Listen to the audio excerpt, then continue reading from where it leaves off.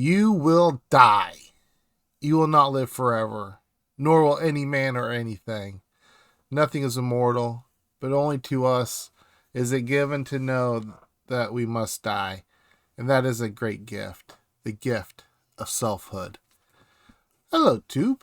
Today we have The Farthest Shore by Ursula K. Leguin.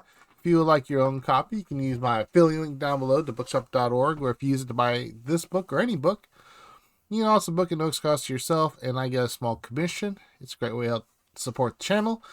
And you can also support the channel by liking, sharing, subscribing, all that jazz. And finally, there's timestamps down below where you could skip around if you would like, if you don't like a certain part of the video. About Ursula K. Leguin. Ursula Krober Leguin, born 1929, died 2018, was a celebrated author whose body of work includes 23 novels, 12 volumes of short stories, 11 volumes of poetry, 13 children's books, 5 essay collections, and 4 works of translation.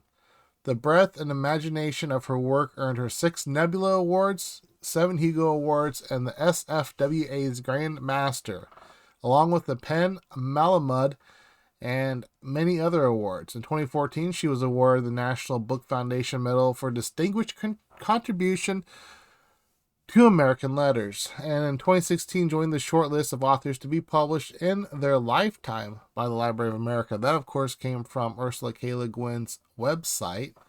It's a really good website. You should go check it out. Also from Ursula's website, the synopsis.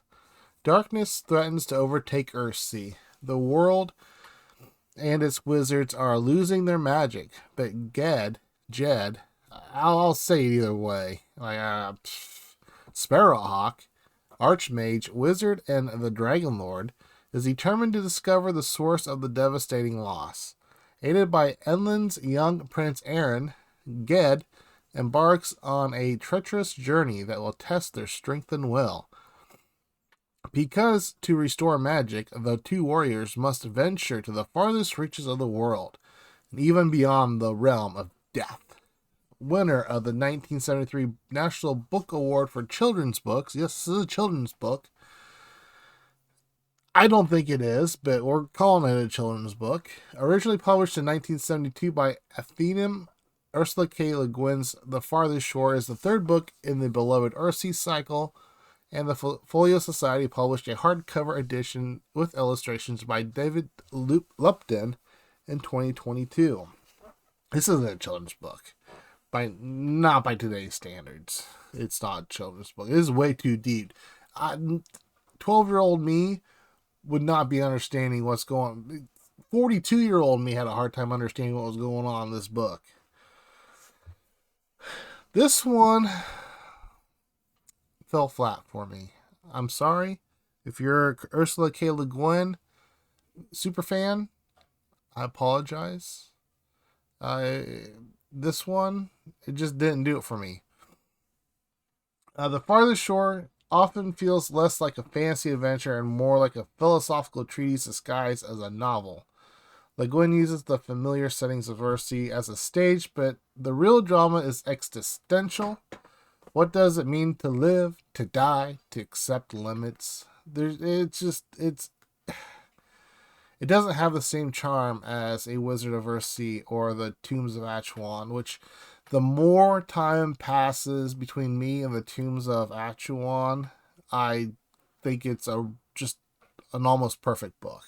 I don't remember what I said about it like 2 years ago when I read it, but the more time that has passed between me and that book, the more that I think it's my favorite and that I really want to read it again. So you have that.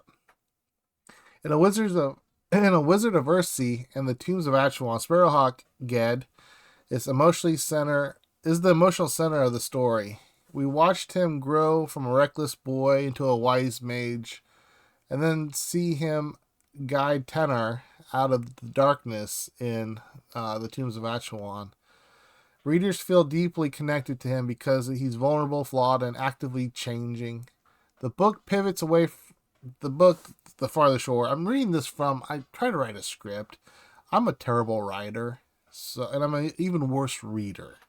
But I wanted to get down what I wanted to say and make sure that I said it instead of recording this and be like, I forgot, this, that, or the third. The book pivots away from Jed as an emotional anchor and instead places Prince Arren at the center. But Arren doesn't inspire the same connection as Ged and in A Wizard of Earthsea or Tenor in Tombs of Atuan. Much of Arren's journey is about learning existential lessons rather than facing tangible challenges. Spoiler alert, there's like one dragon fight that's over in just a couple lines. Like, it's so slow and nothing happens. And when things finally do happen, it's like Ursula just couldn't be bothered to make it interesting. Instead, get those things that should be fun out of the way real quick so she can continue with her existential just writing. And I'm for one, I like that sort of thing. I really do. I just didn't want it in this book. Like, I knew going into this that it's going to be deep. Ursula K. Leguin's definitely a deep writer.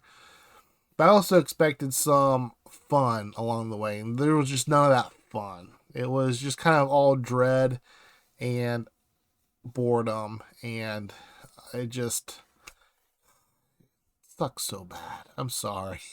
This one is such a letdown. Let's see here. This makes him harder. Makes Arren harder to connect with emotionally compared to Tanner's escape from the tombs or Jed's battle with his own shadow.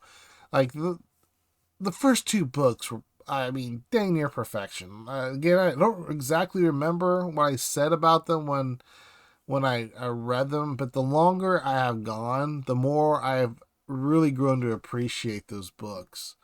And this one is not going to be one of those. Are you all right over here?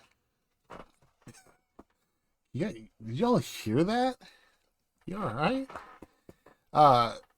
And so I finished this. I'm like, I want Tombs of Atuan 2.0.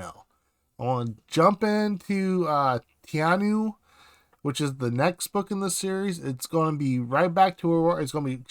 She between this book and Tianu is going to be, it was like 19 years or something, 20 years.